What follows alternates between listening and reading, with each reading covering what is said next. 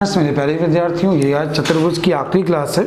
कुछ क्वेश्चन मैं आपको करा रहा हूँ, बाकी जो बचेंगे आपको करने होंगे। एक क्लास और मैं आपको दूंगा सर्किल की, और सर्किल के बाद लोग स्टार्ट करेंगे अर्थमेटिक का टॉपिक। ठीक है, तो चलिए देखिए, समझिए। पहला क्वेश्चन क्या है, देखिए। एक समलंब चतुर्भुज की समांतर भुजाएं 51 सेंटीमीटर और 21 सेंटीमीटर हैं। अन्य दो भुजाओं में प्रत्येक की लंबाई 39 है। समलंब चतुर्भुज का क्षेत्रफल क्या है? देखो, ये सवाल कैसे करना है सीखिए, समझिए। उसने बोला एक ट्रेपेज़्म है, इस ट्रेपेज़्म की समांतर भुजाएं जो दी हैं 51 और 21, ये दी है 51 और ये दी है 21। दो भुजाओं में से प्रत्येक की लंबाई 39 है, तो जो इसकी समांतर भुजाएं हैं वो 39 है, और हमसे इस भाग का एरिया पूछा गया है। इस क्वेश्चन को सबसे आसान समझा रहा हूँ, देखिए सबसे आसान कैसे करना है। इस पर लंब डाल दें, 21 में से 51 गया तो 30 बचा।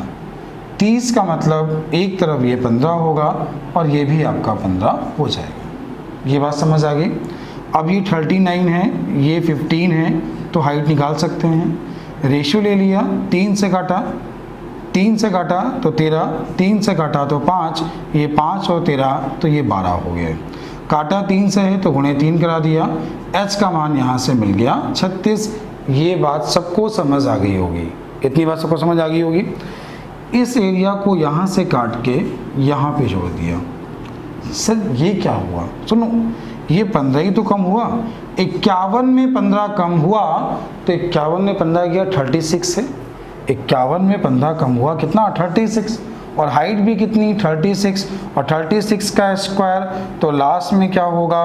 लास्ट में क्या होगा? 6, खत्म। ये है 36 का स्क्वायर। सवाल हो गया। इस क्वेश्चन को एक बार फिर समझा रहा हूँ, सभी लोग सुनना, समझना। ये इसका आंसर हो गया। एक बार और समझना कैसे करते हैं, आप लोग कोशिश करिएगा। एक और समझा रहा हूँ आपको। एक ट्रेपेज़्म दिया गया है, इसकी हाइट तुम्हें दी गई जैसे 28, ये लेंथ दी गई तुम्हें 40, ये दी गई 10, ये दी गई 10, एरिया पूछा। तो मैंने क्या समझाया? जब भी इसकी समांतर भुजाएं बराबर हों, आप लंब डाल दो। 28 40 में से घटा लो, 12 बचा। एक तरफ 6 होगा, अगली तरफ भी 6 होगा। ये लंब डाला है, एंगल 90 होगा। ये 10 है, ये 6 है, तो ये 8 हो जाएगा। आपने इसको यहाँ से हटा लिया, ये 8 आ गया। अब ये बताओ, ये 6 कम हो गया तो ये लेंथ कितनी बची? 34। 34 और ये 8, ये एक पूरा रेक्टेंगल, इस जो यहाँ से आपने काटा उधर जोड़ दिया, रेक्टेंगल बन गया। और रेक्टेंगल का एरिया क्या होता है? Base into height. आपके क्वेश्चन का आंसर, उम्मीद है इसी कॉन्सेप्ट से ये क्वेश्चन लगाया, आप लोग समझ गए होंगे, समझ में आ गया होगा। एक अच्छा सवाल है, आप लोग सभी लोग कर लेंगे। आराम से स्क्रीनशॉट ले लीजिएगा, कर लीजिएगा। इसका अगला मेथड ये भी बन सकता था कि अब जब h का मान निकाल लें तो क्या करें? 1/2 समांतर भुजाओं का योग गुणे ऊंचाई। ऐसा भी करेंगे तो भी आपका आंसर आ जाएगा। 1/2 समांतर भुजाओं का योग गुणे ऊंचाई, ऐसा भी करेंगे तो भी आपका आंसर आ जाएगा। चलते हैं अगले क्वेश्चन की ओर। नेक्स्ट है क्वेश्चन नंबर आपका 45। तो नेक्स्ट है क्वेश्चन नंबर 45। एक मैदान समलंब के आकार का है जिसकी भुजाएं 200 मीटर व 400 मीटर लंबी हैं, जबकि अन्य दोनों भुजाओं में 260 है। मैदान का एरिया। ये सारे क्वेश्चन एसएससी में अभी आए हुए क्वेश्चंस हैं।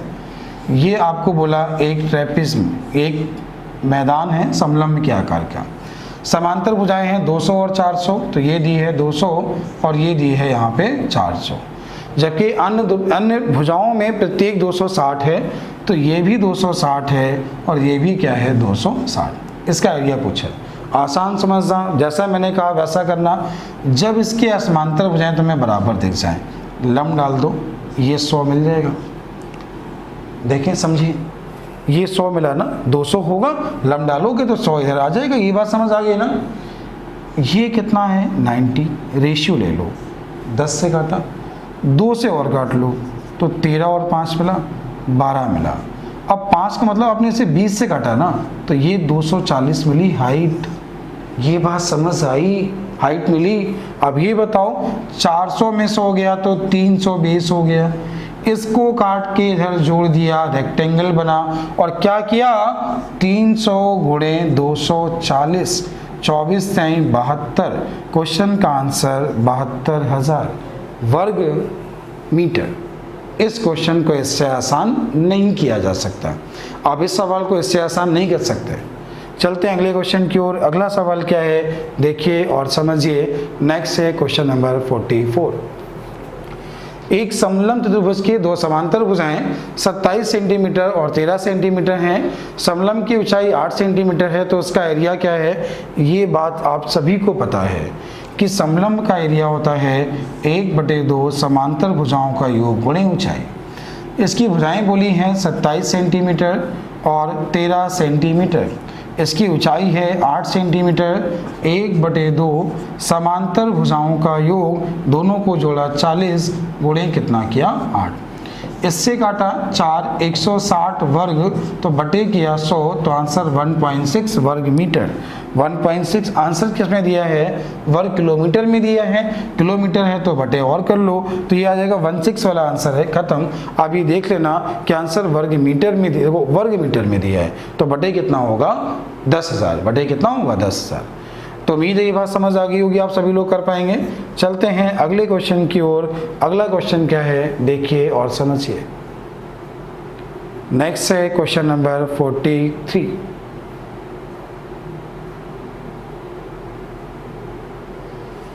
यदि किसी समलंब के दो विकर्ण 14, यदि किसी समचतुर्भुज रोम्बस की बात कर रहा है, बिल्कुल आसान है। रोम्बस के विकर्ण एक दूसरे को समद्विभाजित करते हैं और समकोण पर काटते हैं, ये सबको पता है। अब बताओ, ये है 7, 14 है ना, आधा 7, और ये है 24, तो ये क्या है 25, और 2500 को 100, खत्म। परिमाप 4 ही होता है ना। परिमाप क्या होता है? इसकी सारी भुजाओं का योग, तो 25 25 25 25, आंसर 25 गुणे 4, तो 4 गुणे 25 कितना हुआ? 100। आपके क्वेश्चन का आंसर हो गया। उम्मीद है ये बात समझ आ गई होगी। चलते हैं अगले क्वेश्चन की ओर। किसी समचतुर्भुज के विकर्ण 4 और 12 हैं, तो उसका एरिया क्या है?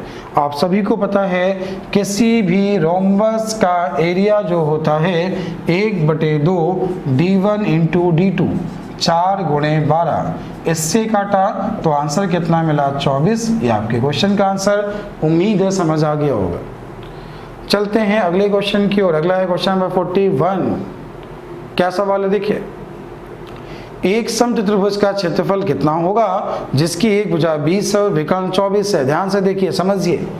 एक समचतुर्भुज का एरिया पूछा है, जहां बोला है भुजा है 20 और एक विकर्ण है 24, मतलब ये 12 हुआ। अब सुनना, ये 20 है, ये 12 है, तो ये 16 हो जाएगा, और ये 16, ये एंगल 90 होता है, इतना आप लोग कर लोगे, तो ये भी 16 हो गया। तो इसका एक विकर्ण आ गया 32, अगला आया था 24, एरिया होता है 1/2 d1 × d2, 1/2 d1 × d2। आपने इसे 2 से काटा तो कितना मिला? 16, और 16 गुणे 24, मतलब लास्ट का मान होना चाहिए 6, और लास्ट में 6, एक ही आंसर, गुणा भी मत कराना, केवल स्मार्ट बनो। चलते हैं अगले क्वेश्चन की ओर। नेक्स्ट अगला क्वेश्चन देखिए, समझिए, आपने इसे नोट कर लिया होगा। अगला क्वेश्चन देखिए, समझिए। एक समचतुर्भुज का क्षेत्रफल कितना होगा जिसकी एक भुजा 13 और छोटा विकर्ण 10 है? अच्छा ये बताओ, जैसे ही भुजा 13 आपने सुनी तो समझ में आ गया कि पाइथागोरस ट्रिक में ये 10 का मतलब 5, ये एंगल हुआ 90, तो ये हो गया 12, और ये 12, तो ये भी 12। अब बताओ, अगर एक विकर्ण था 10 तो दूसरा विकर्ण हो गया 12 12 24। पूछा है एरिया, तो एरिया क्या होता है? 1/2 विकर्णों का गुणनफल। आपने 2 से काटा 12, क्वेश्चन का आंसर 120। उम्मीद है समझ आ गया होगा, आप लोग इसे कर पाएंगे। चलते हैं अगले क्वेश्चन की ओर। अगला है क्वेश्चन नंबर 39। उस समचतुर्भुज का क्षेत्रफल क्या है? उस समचतुर्भुज का क्षेत्रफल क्या है जिसकी भुजा 10 सेंटीमीटर, छोटा विकर्ण 12। अच्छा दिमाग लगाइए, सुनिए। उसने जैसे ही बोला कि विकर्ण 12, तो 12 का आधा हुआ 6, ये है 10, तो ये हुआ 8। ये एंगल 90 होता है ना, तो ये भी 8 और ये भी 6। अब उसने पूछा क्या है उसका एरिया, आप सभी को पता है एरिया 1/2 विकर्णों का गुणनफल। इससे काटा 8, 12 8 96, क्वेश्चन का आंसर 96 वर्ग सेंटीमीटर। उम्मीद है समझ आ गया होगा। चलते हैं अगले क्वेश्चन की ओर। नेक्स्ट है क्वेश्चन नंबर 38। एक समलंब की समांतर भुजाएं 20 और 10 सेंटीमीटर हैं। तो चलिए बनाते हैं इसे। ये 20 है और ये 10 है। इसकी समांतर भुजाओं में एक दूसरे के बराबर है। उसका एरिया 180 है। इसका एरिया आपको दिया है 180, ऐसा उसने बोल दिया है। असमांतर भुजाओं की लंबाई क्या है? अच्छा सुनो, थोड़ा सुनना। आप सभी ने सीखा है 1/2 समांतर भुजाओं का योग गुणे ऊंचाई ही तो एरिया होता है।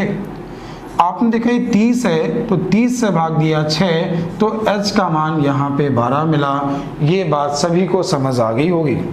आपने लंब डाला तो ये मिलेगा 5, ये मिला 12, तो ये एंगल 90, ये मिला 13। 5 कैसे मिला? जब असमांतर भुजाएं होती हैं लंब डालेंगे तो ये 10 है, तो ये 10 बचेगा, इधर 5 और इधर भी कितना, h का मान 12 आ गया था, ये 5 आ गया था, कर्ण का मान निकाला। क्वेश्चन का आंसर क्या है? 13। उम्मीद है समझ आ गया होगा, ठीक सवाल था। चलते हैं अगले क्वेश्चन की ओर। अगला है क्वेश्चन नंबर 37। एक समचतुर्भुज की एक भुजा 26 सेंटीमीटर और एक विकर्ण की लंबाई 48 सेंटीमीटर है, तो उसका एरिया क्या है, ऐसा उसने पूछा। देखिए जैसे ही लिखा एक समचतुर्भुज की एक भुजा 26, समझ में आ गया ये 13 का मल्टीपल लिखा है। एक विकर्ण दिया है 48, तो विकर्ण 48 है, मतलब 48 का आधा 24, तो दूसरा विकर्ण हम लोग निकाल सकते हैं। अब एरिया पूछा है, सुनना, दिमाग लगाना। 2 से काटा 12, 2 से काटा 13, ये 13, ये 12, तो ये 5। काटा 2 से था, 2 से गुणा कराया, तो ये 10 और ये भी 10। एक विकर्ण आपको जो दिया था 48 है और दूसरा विकर्ण जो आपने निकाला है वो 20 है। एरिया क्या होता है? 1/2 विकर्णों का गुणनफल।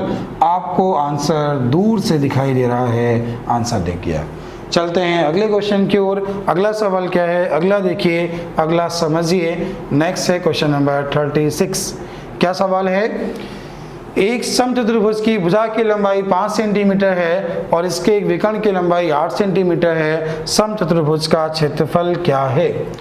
एक समचतुर्भुज की एक भुजा 5 सेंटीमीटर, ये भुजा है 5 और इसका एक विकर्ण है 8, तो ये हो गया 4, ये 4, ये 5, तो ये 3 और ये 3, तो ये भी 3। एरिया 1/2, एक विकर्ण दिया था, अगला आपने निकाला और क्वेश्चन का आंसर 24।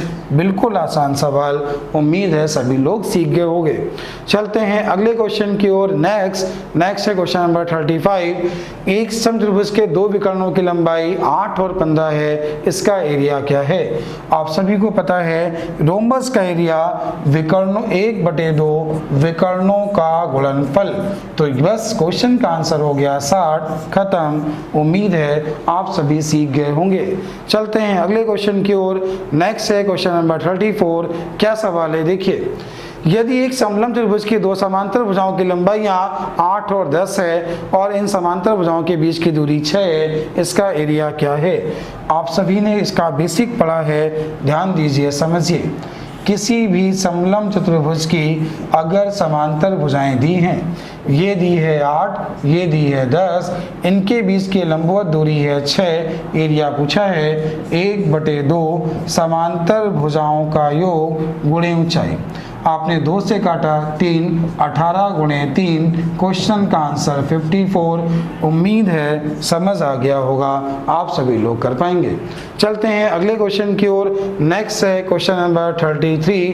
क्या सवाल है? देखिए, एक समलंब चतुर्भुज की दो समांतर भुजाएं 5 और 7 हैं, तो बना लीजिए एक भुजा दी है 5 और एक भुजा दी है 7। आगे बोला है इनके बीच की दूरी 4 है, ये डिस्टेंस 4 है।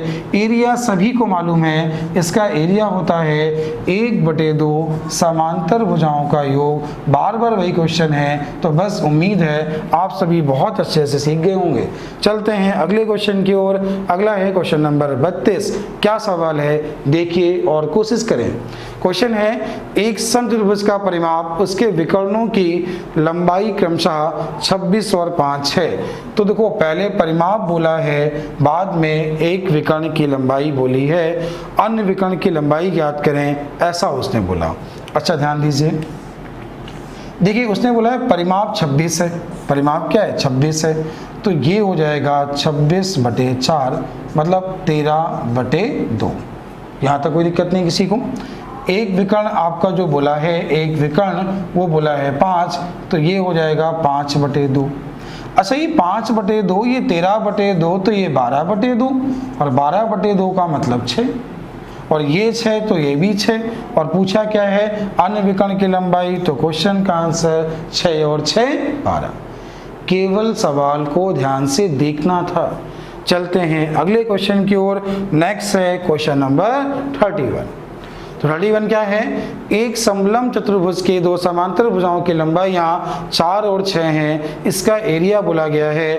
असमांतर भुजाओं के बीच की लंबवत दूरी मतलब हाइट पूछी है। आप सभी को पता है 1/2 समांतर भुजाओं का योग गुणे ऊंचाई बराबर 25। आपने इसको उधर भेज दिया 50, तो क्या मिला? 10 h का मान 50, तो h का मान 5। यही तो आपके क्वेश्चन का आंसर है। चलते हैं अगले क्वेश्चन की ओर। नेक्स्ट है क्वेश्चन नंबर 30। क्या है देखिए, एक समलंब चतुर्भुज की दो समांतर भुजाओं की लंबाई 8 और 10 सेंटीमीटर है। इसका एरिया है। भुजाओं के बीच की लंबवत दूरी आप सभी सीख चुके हैं 1/2 समांतर भुजाओं का योग गुणे ऊंचाई बराबर 54। देखो दोनों भुजाओं के बीच की लंबवत दूरी की बात करता है, इसका मतलब वो h की बात कर रहा है और कुछ नहीं है। और एरिया आप सभी ने पढ़ा है 1/2 समांतर भुजाओं का योग। तो ये देखिए क्या हुआ, इससे आपने काटा तो ये मिल जाएगा 9 और 9 से भाग दिया 6। क्वेश्चन का आंसर क्या है? 6। उम्मीद है समझ आ गया होगा। चलते हैं अगले क्वेश्चन की ओर। नेक्स्ट है क्वेश्चन नंबर 29। एक समत्रिभुज के दो विकर्ण 6 और 8 हैं, इसका परिमाप ज्ञात करें। अच्छा दिमाग लगाइए, सुनिए।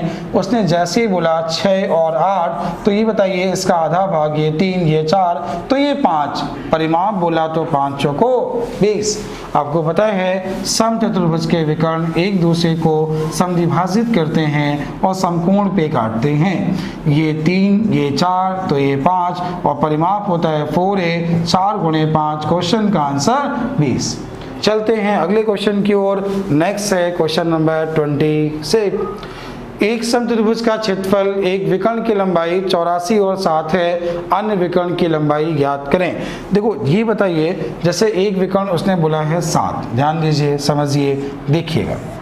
ये बोला है 84, क्या बोला है? 84। 84 क्या है? इसका एरिया आपको पता है 1/2, एरिया 84 है। एक विकर्ण दिया है 7, अगला पूछा है ये दिया है 84। आपने इसे 7 से काटा तो 12 मिला और x का मान 12 दूनी 24 मिला। आप सभी ने पढ़ा है इसका एरिया क्या होता है? 1/2 विकर्णों का गुणनफल। और जैसे आपने देखा आपके क्वेश्चन का आंसर आ गया। उम्मीद है आप इसे समझ गए होंगे। ये जो क्वेश्चन है, ये क्वेश्चन थोड़ा सा मिसप्रिंट है, किताब में देख लीजिएगा।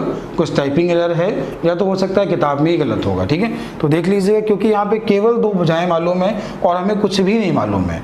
तो या तो इसका क्षेत्रफल क्या है उसने पूछा है, तो या तो यहाँ पे कोई कोण दिया होगा या कुछ और यहाँ पे दिया होगा। सवाल इनकम्प्लीट है, ठीक है? तो आपने जो क्वेश्चन लगा लिए चतुर्भुज के लगभग सवाल आपने लगा लिए होंगे। सारे क्वेश्चन लगा लीजिए, जो भी नहीं आया है कमेंट कर दीजिएगा, मैं सारे क्वेश्चन की प्रॉब्लम भी बता दूंगा, ठीक है? अब स्टार्ट करेंगे हम लोग नया टॉपिक सर्किल, और सर्किल के बाद सर्किल इसका एरिया का लास्ट पार्ट होगा। फिर स्टार्ट करेंगे हम लोग अरिथमेटिक। तो वीडियो को पूरा आपने देखा होगा, सारे क्वेश्चन लगा लिए होंगे। नेक्स्ट कल मिलते हैं, कल स्टार्ट करेंगे सर्किल। Thank you.